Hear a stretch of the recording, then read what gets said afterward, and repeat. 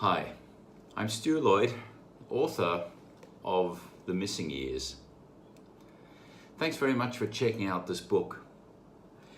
You know, when I look at that, it brings back so many memories. The main one, though, is how the book actually came to be. You see, I was in Sydney one evening and a friend of mine approached me and said, Stu, he said, you've spent some time in Singapore, which indeed I have. I lived there for 10 years. He said, what do you know about the Alexandra Hospital? I said, other than it was the scene of a massacre in the Second World War, frankly, Paul, that's about what I know. Why is that?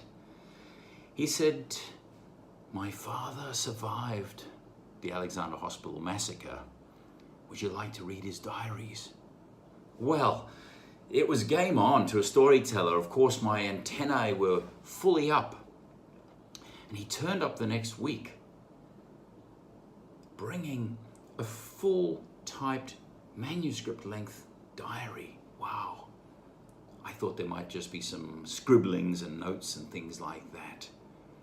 And I stayed up all night devouring the pages of this diary. And I was amazed because I couldn't make the empathetic leap. I couldn't figure out how the hell anyone could survive any one of these terrible episodes, from the Alexandra Massacre Hospital through to the rigors of the thai-burma railway, through to, of course, the war itself and just the day-to-day existence of being a POW under the Japanese. So what I did is I set off, actually, with Paul, and we retraced his father's diaries. And we went to all the places where his father had been stationed, where he'd worked and lived before the war, and retraced his steps, just to try get an inkling of what they would be like. And it was eye-opening, it was transformative. It changed my life, not just the 2 years that I spent researching and writing it, but all the impact later that I've had. Running military tours with veterans' families, for example, taking them to the god-awful muddy frontiers where their Uncle Fred or grandfather or father had lived and fought, perhaps even died, and telling them the stories, filling in them the blanks for them.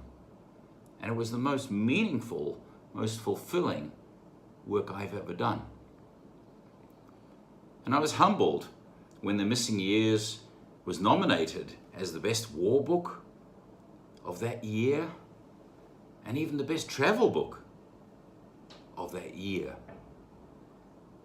Because it's really part travelogue, part military history, but totally, fully human spirit. So please feel free to take the book and spend as much time with it, reading, really immersing yourself in that experience and wondering, what would that be like? Because it left me with a question, not so much that so many people had died in that period, but that so many people, that anybody, had actually survived it. So with that, thanks again for your interest in The Missing Years.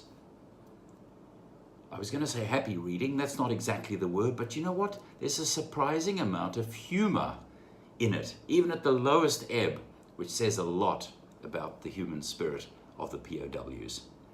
So with that, thanks a lot and all the best.